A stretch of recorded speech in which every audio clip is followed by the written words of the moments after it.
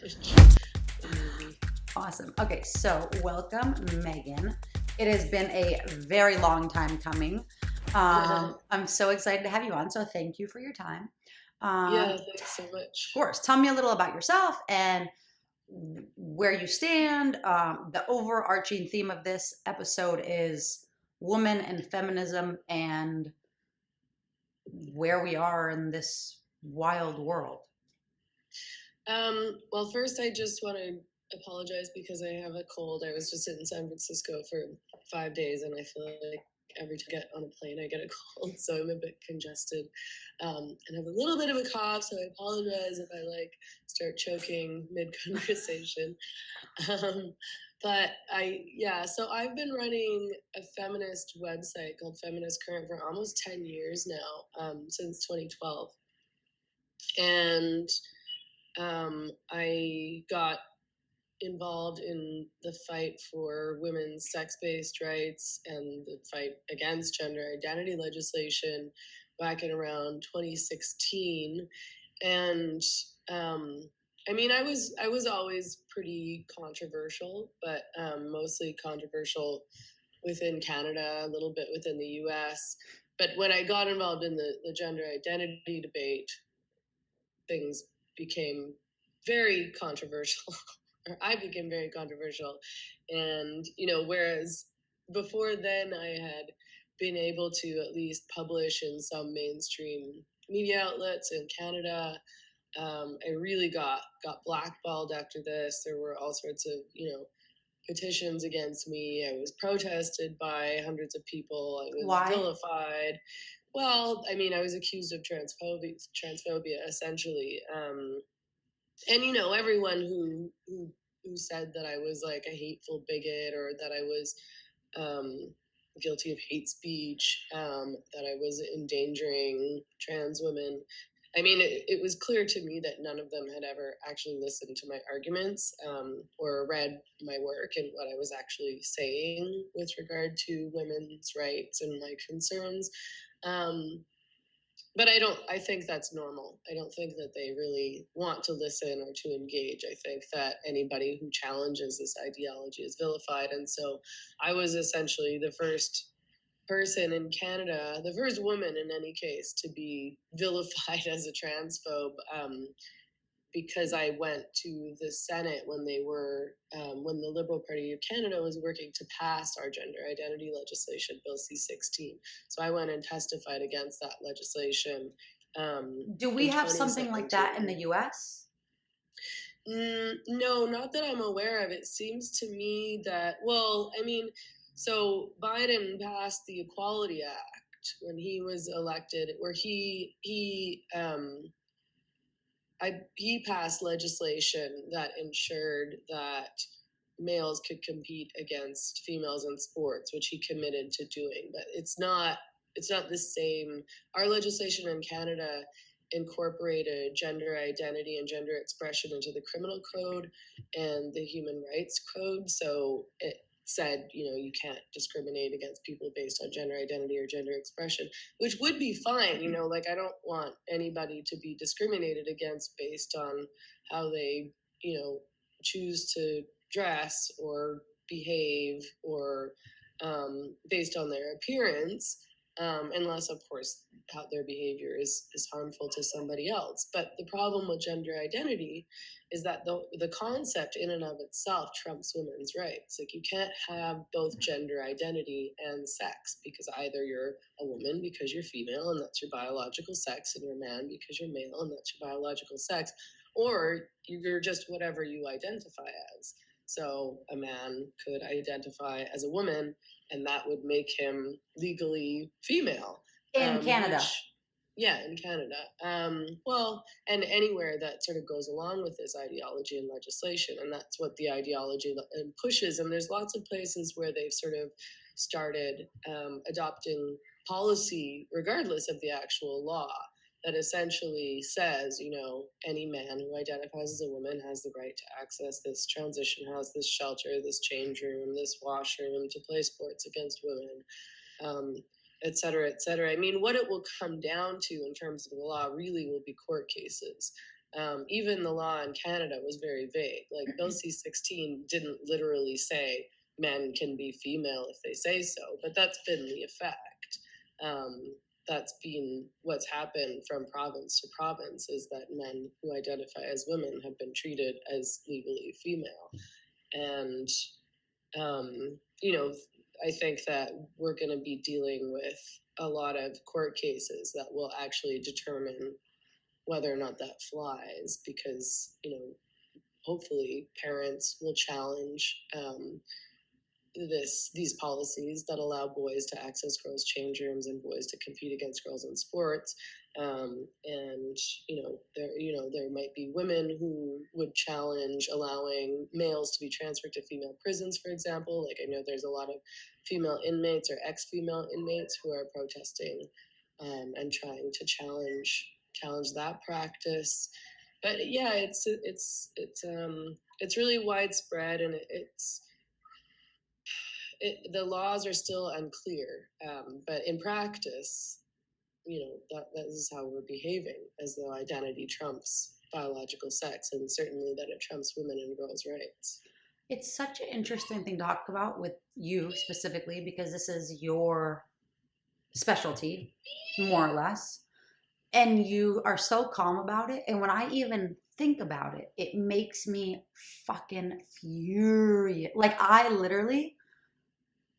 I'm so, like, I have to contain my composure because I'm so angry and like annoyed and baffled, and I just can't wrap my head around it. And I don't know if it's because I have a daughter or because I've been in sports my whole life, and clearly men and women are different. And I think that it's so frustrating because I'm in New York City and I have had the opportunity to work with some serious, like very renowned professional athletes, like women specifically. And because I've been in fitness for a long time. And I actually reached out to one who is one of the top like leaders in her sport. And she has a huge following. And I asked her, hey, do you know of anyone who would be open or comfortable talking with me on my podcast about this whole trans movement and, you know, trans women competing with biological women? And she was like, honestly, it's something I can't get into. It will affect my brand, and I don't want, like, I just can't. And I get it. I respect it. But the problem is it's a problem. Like, no one wants to talk about it. And I have reached out to numerous trans men, trans women, like with with a successful transition, with a unsuccessful transition who's had to detransition, and no one wants to talk about it. There's one girl, she was born a boy, and then she is now all girl, all female. And I had her on my podcast. She has a successful story, a successful transition. And we did the episode, I released it, and it was a really, really, I think, great success because she explained the whole thing. Like, she had the sex change. She, like, if you saw her, you would think she's a woman. Like, might question it, but some women you see, like girls that I train with, you see them and you're like, wow, they're really muscly. Maybe they're boys, who knows? But anyhow, she asked me to take it down because she got so many hate comments and so much hate mail saying that it didn't properly represent the majority of transitioners because she had a successful transition and most people don't. So with that, I'm like, why is it so hard to find someone who wants to talk about it? Yeah, well, I mean, it's amazing how controversial this topic really is. And you know, I've been, like I said, I've been protested. You know, when I spoke in Toronto at the Toronto Public Library in 2019, and it was protested by like 700 people. And what I said was just, to me, so uncontroversial. You know, when I talk about this, I don't feel like I'm saying anything crazy. I feel like I'm just kind of stating the obvious. And some of those obvious things might sound rude or offensive, but just because something feels rude or might be offensive to some individuals doesn't mean that it's not true, or that we shouldn't talk about it, or that, you know, you shouldn't say it out loud. But the propaganda and the trans activist campaign to say, you know, trans women are women and anybody who says any different is a horrible, hateful bigot has been so successful. You know, they've got the media in their clutches, and they have our, you know, progressive, liberal Democrats, you know, they have those politicians in their clutches as well. You know, it's amazing to me that these politicians will stand up and publicly pretend as though a male Why? is a female, and you know, just totally get rid of women's sex-based rights, like rights that women fought for a really long time, you know, Title IX, for example. And that they have the nerve to do this because of the activism and pressure that's actually coming from a really small minority of people. You know, most people in the world don't literally believe that trans women are women. I mean, most people in the world probably aren't thinking about this issue very much. They probably have their own problems to worry about. They don't really care about your pronouns. But, like, you know, most people understand that males and females are different, and that that's an uncontroversial thing to say, and that it's not appropriate for males to have access to women and girls change rooms, and that it's not appropriate to have naked women in, like, women and girls only spaces, and that it's dangerous to transfer male inmates into female prisons. And yet the mainstream dominant narrative tells us the opposite. It's really like it's so confusing because everything is just so backwards. And I think that with that, it really makes you wonder, well, what can we women, or I mean, I don't know, like even when I talk to my husband about this, just to hear, like to hear myself talk about it out loud because no one wants to talk about it. So I ask him and he's like, honestly, he's like, I don't want to hear about it. It's so stupid. It doesn't even like it's not even, he thinks it's not worth his time. And it's Yeah. true, it's not, but it is because it's a real issue. It is a real thing that's happening and it's not okay. And I truly have no idea.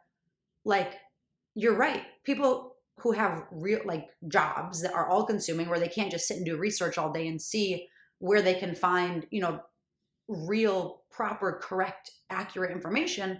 Like, they don't have time for this. But where do you even start? Yeah, I know. I feel really frustrated by that kind of response too, because I think a lot of people will be like, "Oh, well, this is stupid. Like, why are you worrying about this? Like, obviously, this man isn't a woman, or like, why are you getting so stressed out about it?"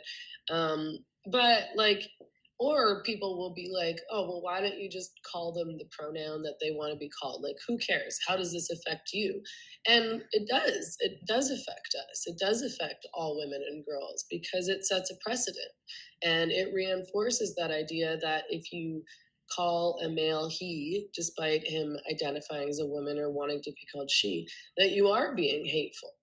You know, the liberal government is working on pushing through bills in Canada that I think will essentially result in, you know, things that I say, challenges to gender identity ideology, me referring to males as he, even if they identify as trans women, will make that illegal to do online. They're passing, you know, online hate speech legislation. And, you know, like you know, this is something else that people kind of are like, oh, whatever, who cares, stop whining about this. But, you know, I was banned from Twitter for life for referring to a man as he. And this was like a male predator.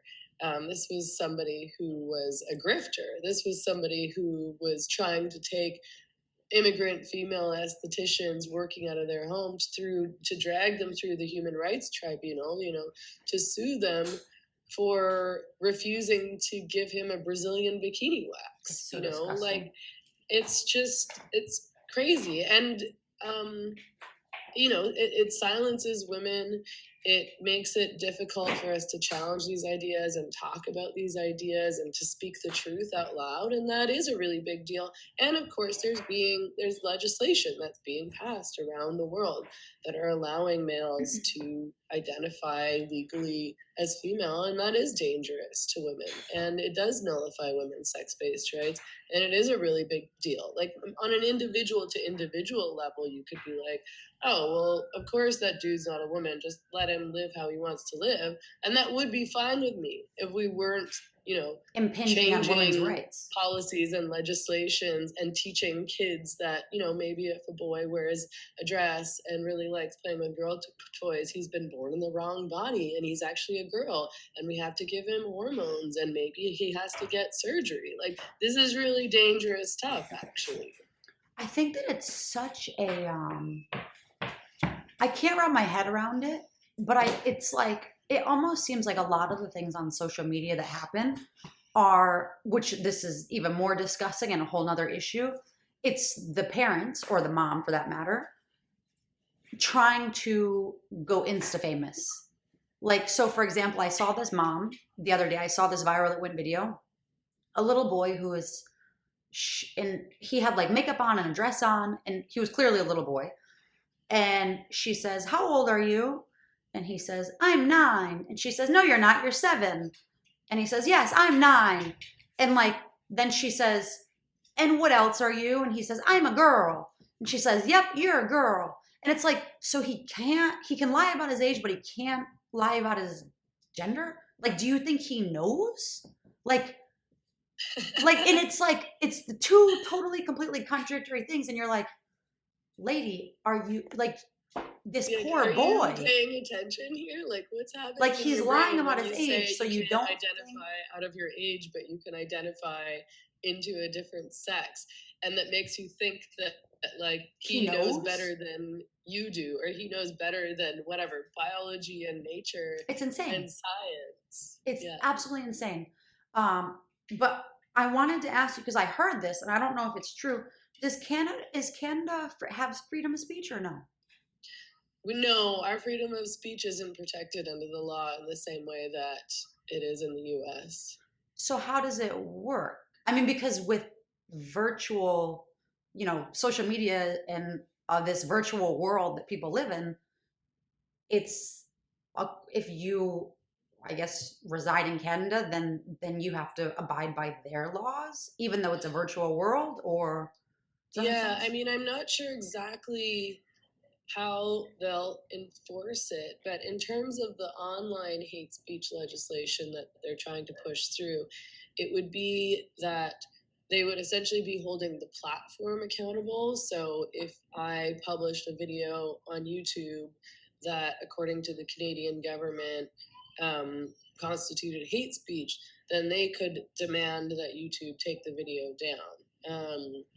And so that would be applicable to other social media platforms. But yeah, I mean, how that'll play out exactly remains to be seen, of course, but that's essentially what they're trying to do. And, surely they would determine that misgendering constitutes hate speech, especially now that they've incorporated, gender identity and gender identity or gender expression into the criminal code and the human rights code. I just cannot with it. Like, I really can't. I don't get it. Like, I get it, but I don't get it.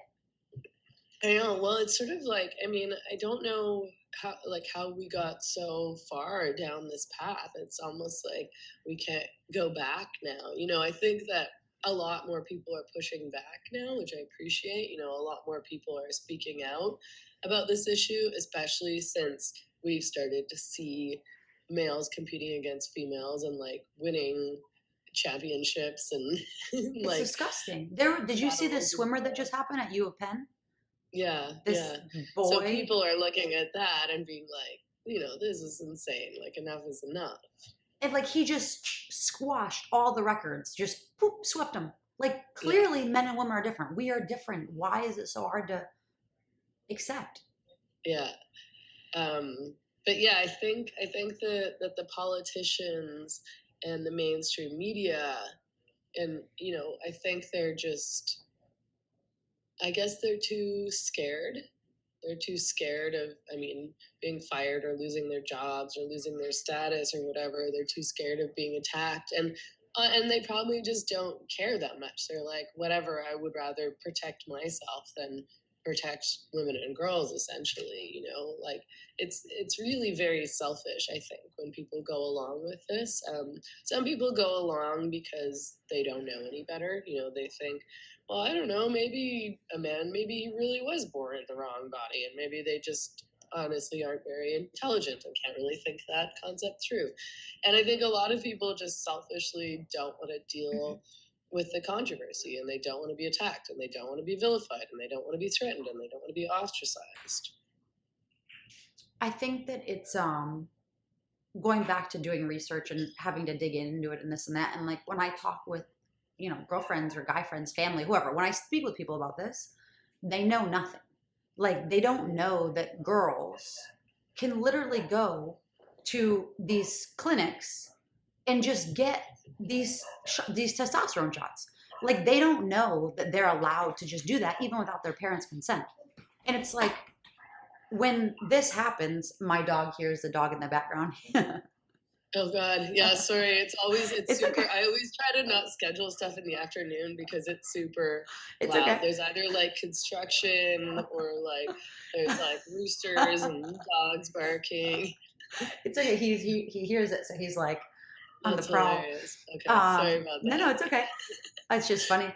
No, but it's crazy because it is hard to find information, and it's like now that maybe it's coming out a little bit, and with these whole scandals with the Cuomo's gone and out of the picture here, hopefully in the city with like the one Cuomo that was fired from CNN and he's all over the face, and the other Cuomo that resigned from being in government. Like I'm hoping that things start to like even out a little bit. But anyhow, where I was going with that was like there's these clinics, the gender clinics, where you can go and get these shots, the testosterone, whatever it is, and they don't need their parents' consent. And it's a real thing. And it's like puberty blockers, hormone blockers, they have irreversible damage, and people have no idea about it. Like puberty is a weird time for everyone. Because they're told that they're reversible and that they don't cause long-term damage.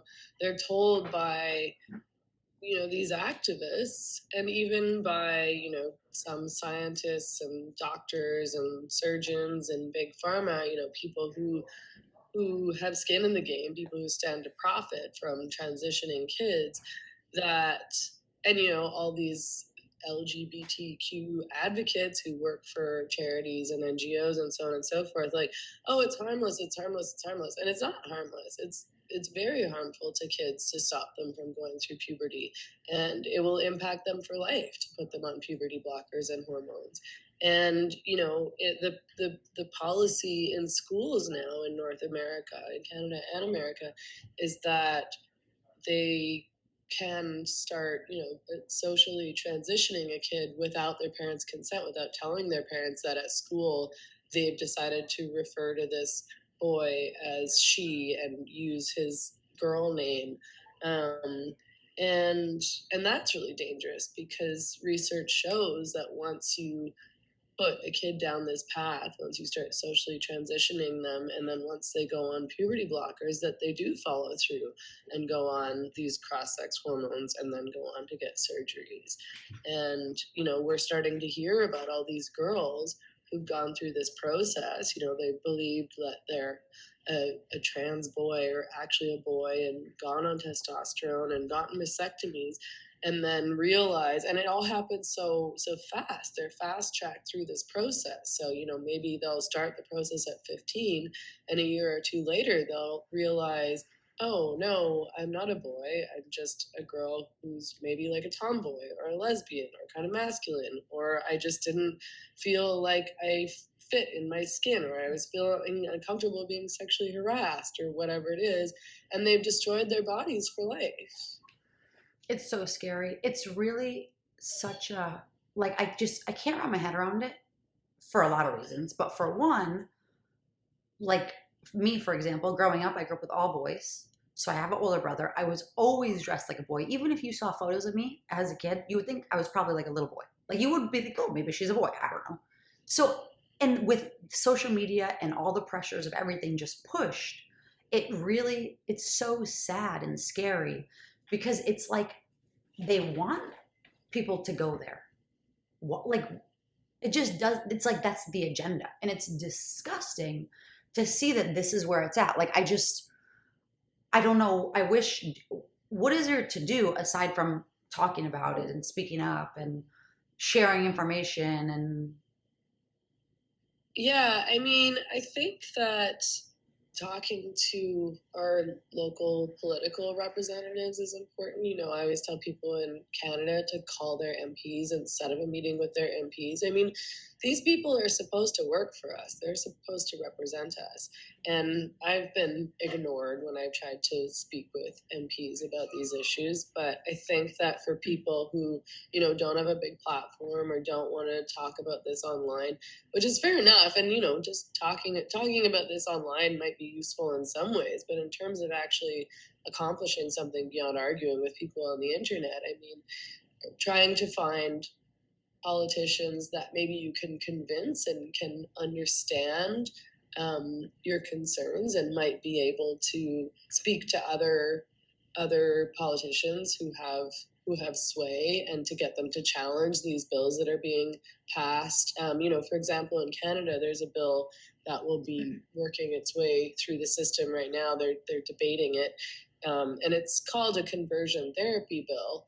So it would criminalize therapists who tried to convert, you know, gay and lesbian people into straight people, but they've also added in this gender identity thing.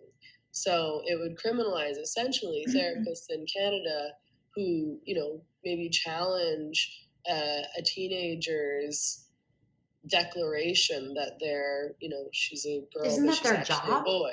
That's their Yeah, job to and to question. try, yeah, and to say, oh, you know, like to figure out what's actually going on, So and you they're know not where they got supposed to these do that? ideas from, and you know they're supposed to just accept it and go along with and like help them to transition. Otherwise, you know, they could be charged if this bill is passed. So these kinds of things are coming up now, and again, it's silencing, but you know, but it's also it's really dangerous for these kids who are gonna have nowhere to go and no adult to say like, no, you're not a boy, you're just who you are, and that's okay. And maybe work to feel more comfortable with your body, or understand that just because you're a girl you don't have to like feminine things, or you don't have to like act girly. Like that's good. Like you should be challenging and questioning these ideas. You know, that I was a tomboy when I was a kid too. Like I hated wearing dresses. Like I hated ballet class. Like I wanted to have short hair and I wanted to play with the boys. And I didn't like girly things and I didn't like pink. And would have never occurred to me that I'm not a girl, I'm actually a boy. I just like, I knew that I just didn't like girly things and I wanted to be like Pippi Longstocking and Punky Brewster. I didn't actually literally want to be a boy. I think that that's why it's such, I mean, obviously it's a generational thing, right? So this generation, they're being fed this narrative. And now as an adult, we see all these shenanigans that are happening in the world. And we, like my husband and I, and, you know, my siblings and I, we talk about it and we think like, were these things happening when we were kids also, but we were kids and we didn't know? And now that we're adults, we're more aware of what's happening. Has this always been happening? I don't think so. I mean, I grew up in the 90s, well, the Yeah. 80s and the 90s. You know, I was born in 79, and I'd never even, this concept of transgenderism, like, I don't think we ever heard about anything like that. I mean, I guess there was like drag queens, but nobody literally thought that drag queens were actually women. That was just a performance, right? And, you know, I guess there was like transsexuals here and there, and they just seemed sort of like weird weird men who like to dress in women's clothing, and like a lot of these adult, this is something that I say all the time, but it's considered offensive. Like most adult, but there's research to show this, but like, most adult men who transition or decide that they want to identify as trans women have like a cross-dressing fetish. It's called autogynephilia. And so they're not actually trans, they just want to wear women's clothes? well, I mean, I don't even know what actually trans is, like I don't really buy the concept of transgenderism in and of itself, but it's not that they have body dysmorphia where I literally believe that like I'm actually female and this is all wrong. It's that they're turned on by the idea of themselves as women. So yeah, I don't, the idea that like, I mean, there was the idea of transsexualism and transitioning, but it certainly wasn't as mainstream as it is now. And it wasn't this thing where it was like, you're literally the opposite sex. It was just like, okay, well, you can dress in this way and you can change your body parts, I guess, or you could try. I mean, all these surgeries too, they're still experimental. Nobody talks about like the fact that they're just experimenting on people's bodies. Like most of these surgeries are unsuccessful. You have to do many, you have to like do a lot of these surgeries. A lot of times, it messes up your body and you're like, oh, I just destroyed my ability to orgasm for life, and these surgeons are predatory, I think, and they're liars, and I think they're doing a real disservice to trans people, especially kids, but adults as well. Some of these people end up really mangled and have really serious problems that they have to contend with for the rest of their lives because of what these surgeons do to them, because they tell them, oh yeah, I can make you into a woman, I can make you into a man, and you can't. You can sort of do your best to try to make this person appear as the opposite sex, but you can't literally give a man a vagina, not a functional vagina. That's not a vagina. You can't literally give a woman a penis. It's not a penis. That's something else, and it doesn't really work very well. Yeah, no, I want, because I did talk about it with the one trans woman that I had on, and she had the transitions. She has a vagina. I don't think it worked. I mean, I don't know, but how could it? How could you make a penis work from like? Have you talked to someone about this? Do you know? Did you? I mean, I know you Yeah, I interview talked to doctors and people stuff. about it. Yeah, I mean, it doesn't really work. It Where can do they sort even of. take it from? What do they use? It's a really disgusting process actually, but I think they take skin off of their forearm and they sort of like they roll it up sort of into this skin roll thing that they then graft onto the genital Well, area. if you have a vagina, how do you even put a penis there? I mean, you put it above the vagina, so it's also sort of it ends up being in the wrong place. And then I think You're better there's off just some putting a kind of sock metal there. contraption where you can sort of fake an erection, or there's like a pump system. I don't know, but it's all really it's a gross, painful process that in the end often really doesn't work well, and there's often complications and a lot of infections and all that kind of thing. So, I mean, I feel bad for people who go through this process and think that they're going to come out the other end and be like, yes, finally, I have this vagina, I have this penis. And they're like, oh, no, that's not what I have. I just have this weird mangled body now. Well, I And, think a lot of that's them can't experience sexual pleasure anymore. And like of any sort. obviously, yeah. Well, and I think that's also why it's so confusing because if on one side it's illegal or you can be banned from saying, it's not good, it's harmful, you shouldn't do it. Why is it allowed that why are these doctors allowed to do that? Like how whose narrative does that go with? Well, I mean, I think until somebody sues, then they will be able to continue to do this. And that's what I mean when I say, like, I think it's going to depend on court cases that come up because, there have been cases in the UK where, trans detransitioners have sued the people that encouraged and supported and allowed them to transition without warning them, and by fast tracking them through the process. Kira Bell.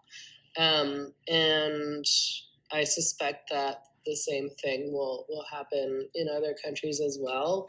I suspect that at a certain point, adults who were transitioned will start suing the doctors and surgeons that did that to them and lied to them about how effective that would be, and that they would be happy once they did all this stuff to themselves, and this would be the thing that made them feel finally comfortable with their bodies and fulfilled and like the real them, the real me.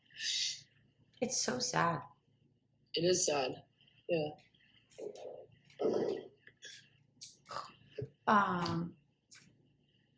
Your original trade is a journalist? Yeah, I mean, I've been doing. I started out in radio. And doing like co-op radio, like independent radio. I was doing feminist radio from like, at least 2009. And then started, podcasting and started writing, started blogging about feminism, and worked for a Canadian progressive news site for several years, at least several years, as an editor, and as working with podcasters.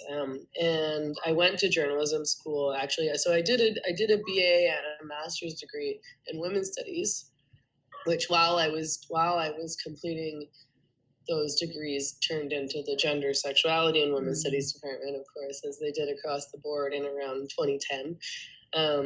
And while I was completing my master's degree, I started a journalism degree at UBC.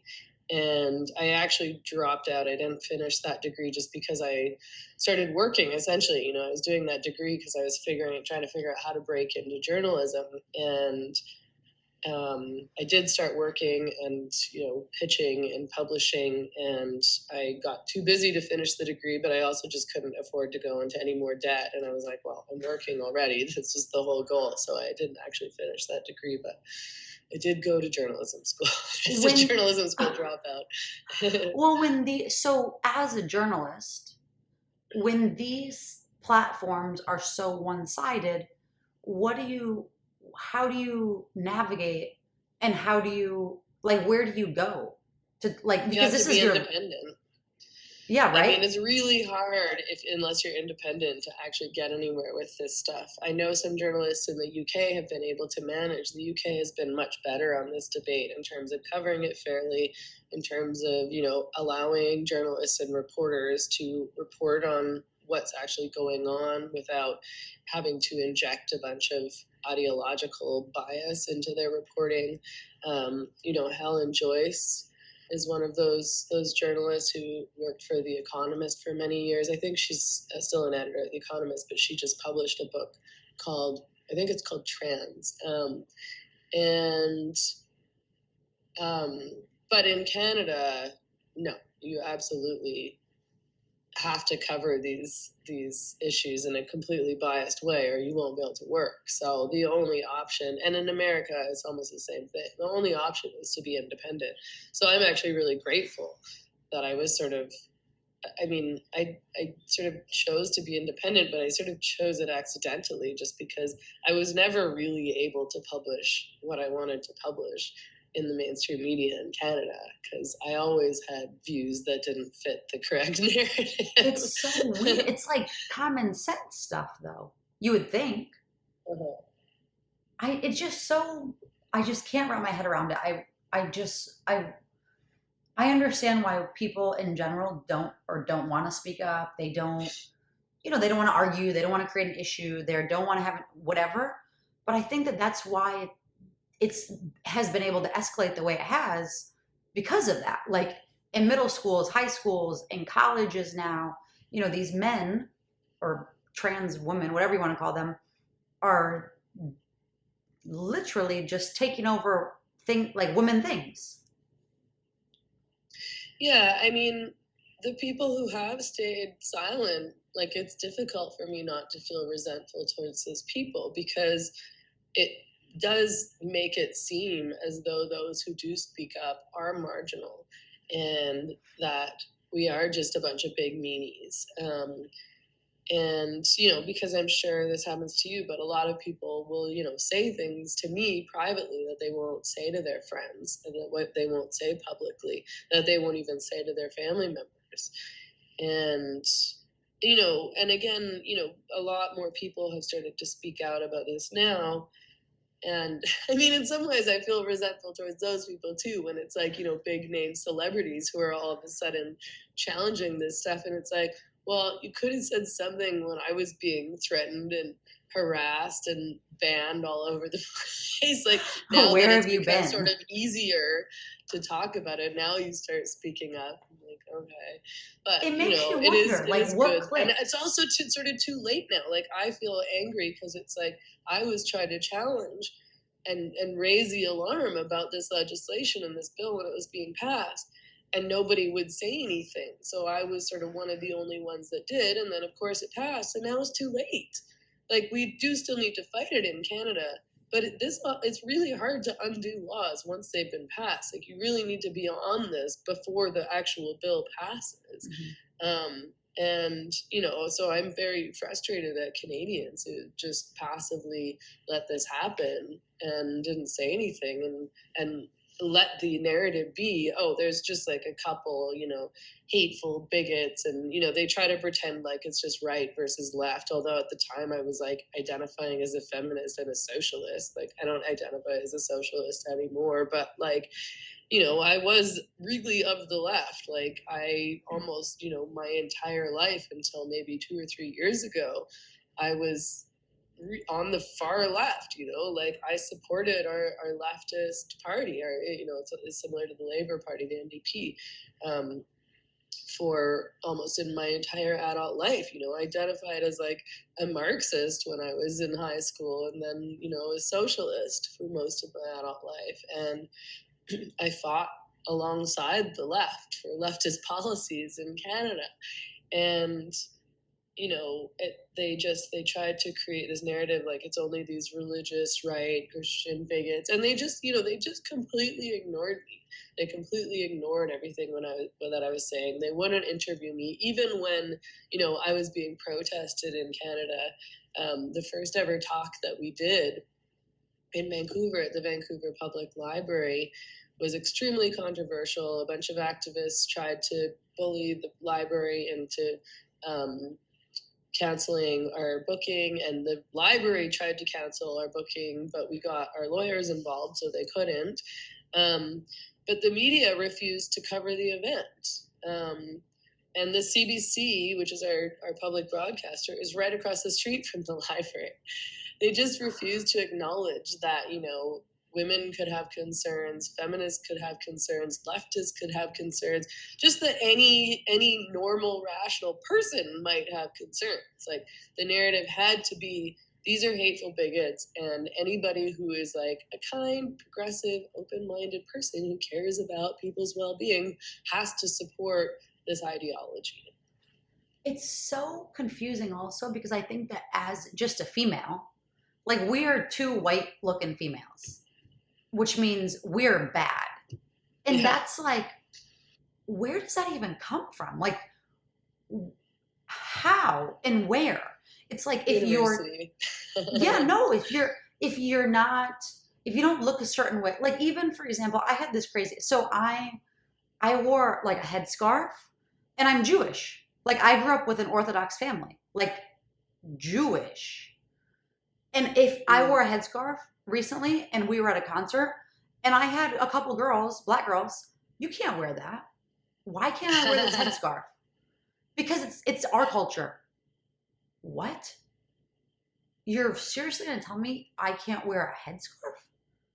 Hilarious. Like, well, and it's like they don't even have any idea what they're talking about. It's like, well, it's my culture too. Yeah, like maybe not be so ignorant and know that there's more than one culture that wears headscarves, or it's just a fashion thing. And who cares? Like, Who is it? cares? Like, what a stupid thing to get up in arms about with everything that's going on in the world and loss of rights and freedoms and free speech And and it's like, instead of freedom that, of yeah, movement and so on and maybe so forth. join And you with want other to, women instead of just trying to fight with them.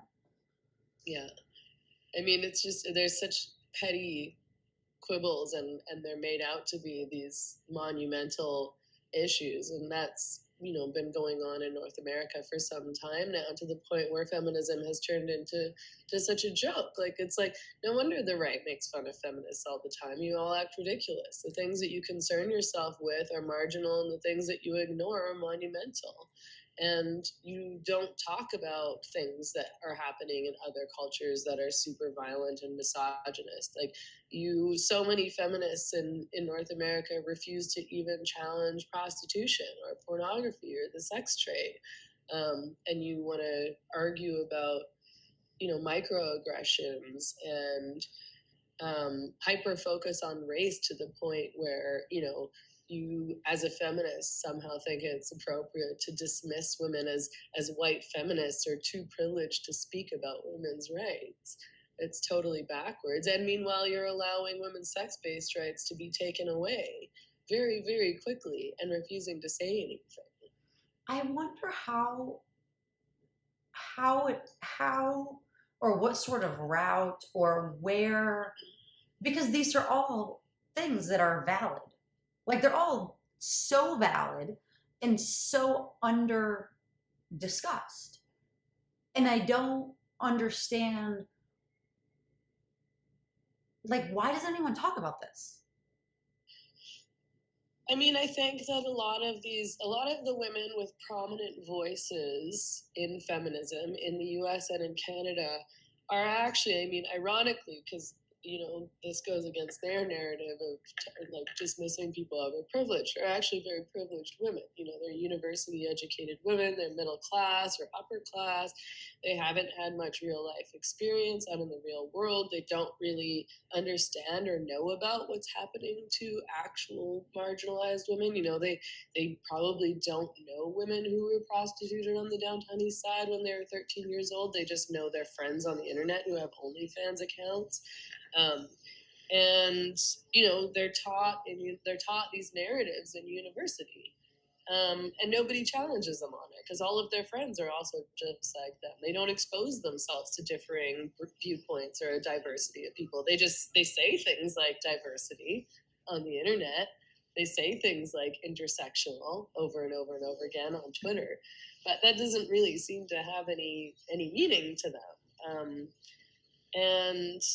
And these are people who have access to platforms and the time to spend online building platforms and going around and bullying other people who challenge their preferred narrative.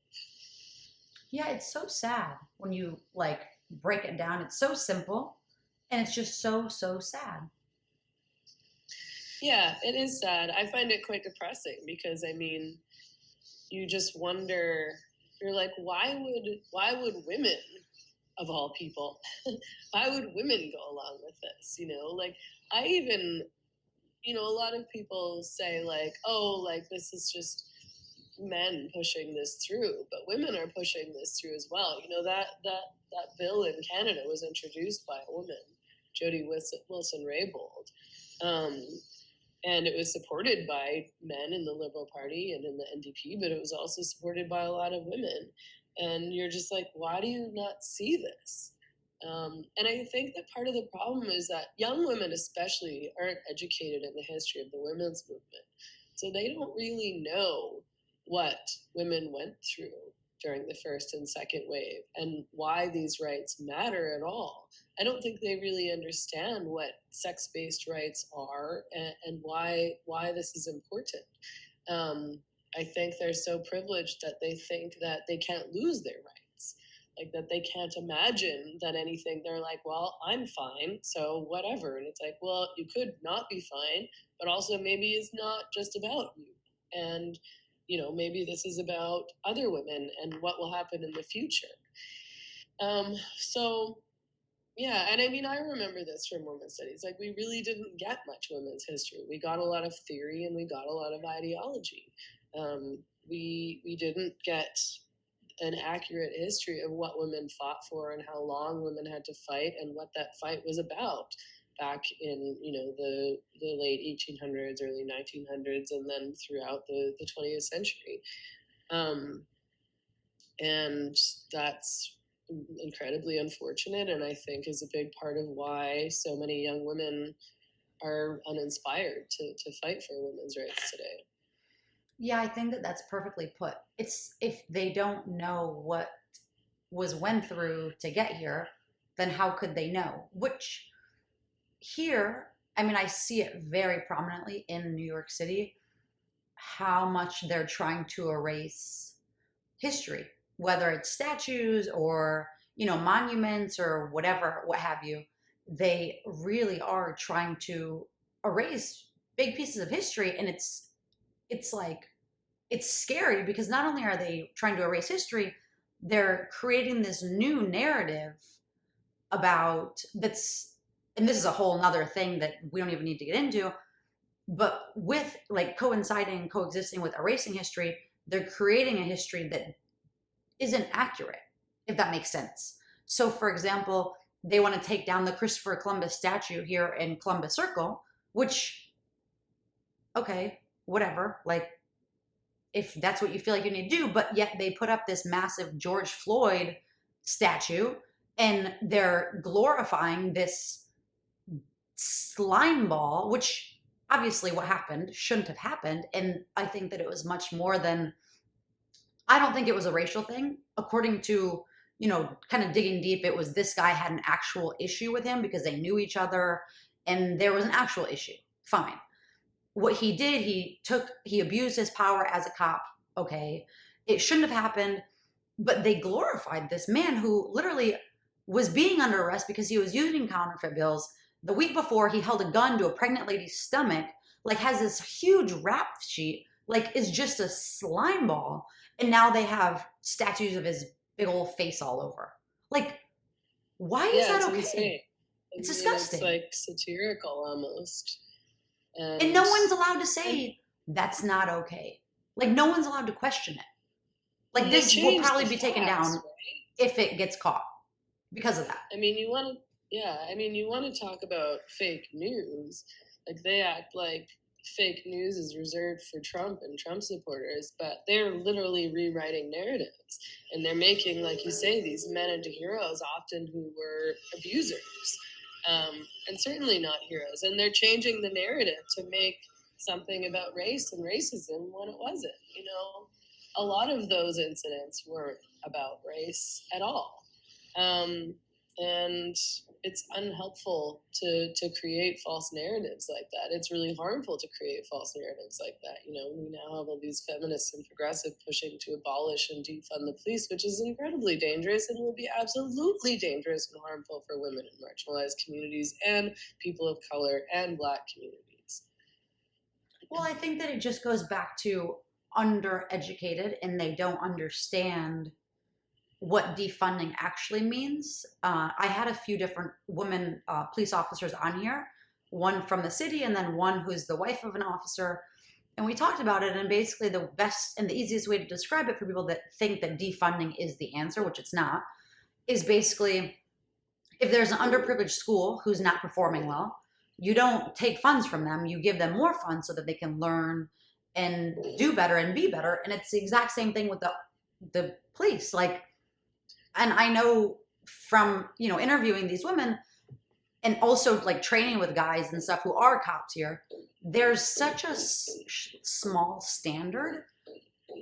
And it's like the last resort for so many people. It's not like this heroic position anymore. It's not something that people strive to do. It's the thing that when they have they're either going to go to the military or they're going to become a cop. And that's what it is. There's such a little standard they don't have hardly any requirements for shooting or target practice. They don't have any requirements for making sure that they know how to drive properly if there's a car chase.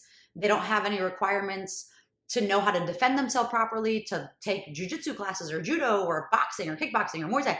Zero requirements when it comes to self-defense, which is insane. So of course they're going to be scared and then fire off their gun and shoot someone like a dozen times because they don't even know what they're doing. They're so afraid because they haven't been target practicing, because they're getting underpaid and they're afraid for their life. And that's what happens.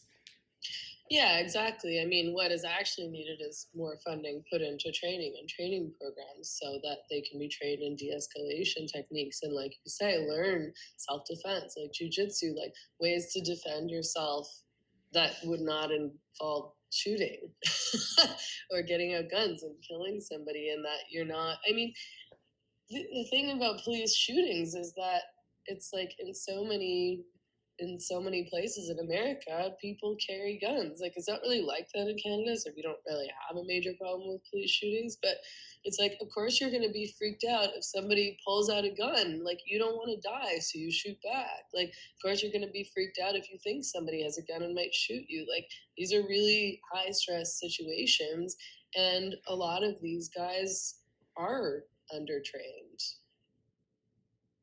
Yeah. I don't know how we got there, but yes.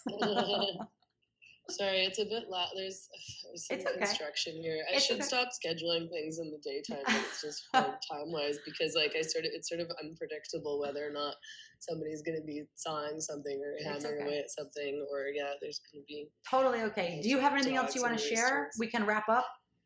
Yeah, we can wrap up. It was great to talk with you. I mean, I think people need to be more informed and more inspired to defend the rights that they have. People have become really complacent, especially in Canada. I think in the US also, but it's not as bad as Canada. You know, people in the US are still wanting to stand up for their free speech and their rights. And civil liberties in a way that Canadians aren't inspired to do. And it's been really frustrating and depressing watching Canadians just go along and accept legislation and policy changes and narratives that are really, destroying the country and will lead to a loss of all of the rights, all of our constitutional rights and freedoms that are most important to us. And I hope that people will get angry enough to stand up. I mean, people often, like, I'm not a super angry person. I am a pretty calm person. But I think part of that has also just been, like, I've been doing this work for a really long time. So I'm used to it. Like, I think a lot of people who come to these issues and are new to it are, like, enraged and are like, I'm going to lose my fucking mind and we have to do something now. So, I mean, I hope that people feel like that. And I hope that they organize and they find other people who are similarly scared or angry, or who simply can recognize that this is dangerous and wrong, and that they start to speak out and they start to take action.